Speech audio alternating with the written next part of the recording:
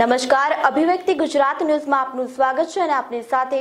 હું છું ધ્રુવી। સરકારશ્રીના આદિજાતિ વિકાસ વિભાગ દ્વારા તારીખ 22/10/2018ના ઠરાવથી પછાત જ્ઞાતિના એસટી ઉમેદવારોની જે ભરતી કરવામાં આવે છે તે ભરતીમાં નિમણૂક કરતા પહેલા તે વિભાગ હેઠળની વિશ્લેષણ સમિતિ સમક્ષ તે ઉમેદવારોના જાતિ પ્રમાણપત્રો ખરાઈ અને ચકાસણી કરવા અર્થે રજૂઆત કરવામાં આવી છે। તેમ છતાં એસટી નિગમ દ્વારા તે પ્રકારના પ્રમાણપત્રોની ચકાસણી માટે તારીખ 16 જાન્યુઆરીથી તારીખ 20 જાન્યુઆરી સુધી અરજદારોને બોલાવવામાં આવ્યા છે, જે બાબતે પછાત જ્ઞાતિના નેતાઓ દ્વારા આ પછાત જાતિના પ્રમાણપત્રોની ચકાસણી આદિજાતિ વિકાસ વિભાગ હેઠળની વિશ્લેષણ સમિતિ દ્વારા જ કરવામાં આવે તેવી રજૂઆત કરવામાં આવી છે। એસટી નિગમને સરકારશ્રીના ઠરાવ મુજબ પછાત જાતિ અંગેના પ્રમાણપત્રો ચકાસણી કે ખરાઈ કરવાની સત્તા નહીં હોવા છતાં કયા કારણોસર એસટી નિગમ દ્વારા આ કાર્યવાહી થઈ રહી છે તે અંગે પણ અનેક પ્રકારની શંકાઓ સેવાઈ રહી છે।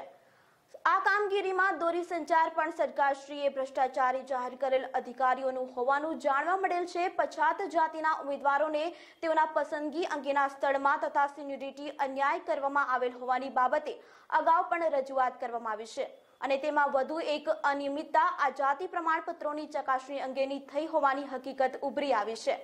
એસટી નિગમની ભરતીમાં થયેલ ભ્રષ્ટાચારને સૌપ્રથમ ઉજાગર કરનાર કૃણાલ સિસોડિયા દ્વારા નવી અનામત નીતિ મુજબ વહીવટી સાઇડની ભરતીની કાર્યવાહી કરવા જણાવ્યું છે અને તે માટે જે મેરિટ યાદી બહાર પાડી છે તેને સુધારીને નવી મેરિટ યાદી બહાર પાડીને પરીક્ષાઓ લેવા માટેની રજૂઆત તેઓના તારીખ 13 જાન્યુઆરીના પત્રથી એસટી નિગમના એમડી શ્રીને જાણ કરી છે।